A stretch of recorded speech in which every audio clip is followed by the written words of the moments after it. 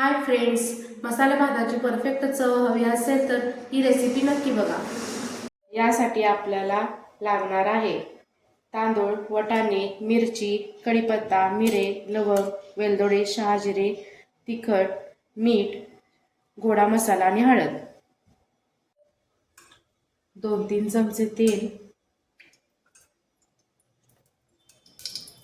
तेल गरम झाल्यानंतर हिंगडी, मोहरी, जिरे, तीळ,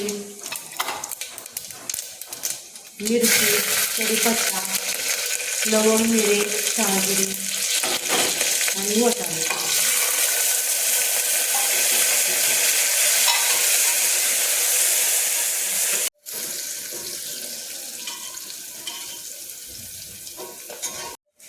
परतून झालेला आहे। आता धुतलेले तांदूळ घालूया।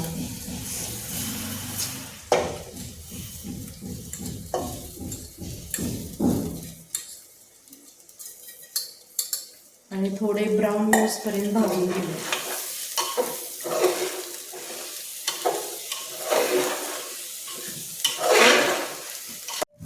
आता तांदूळ भाजून झालेला आहे।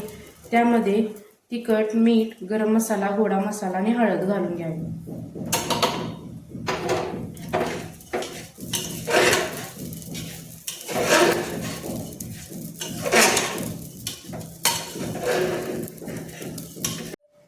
आता उकळलेले पाणी घालून घेऊया।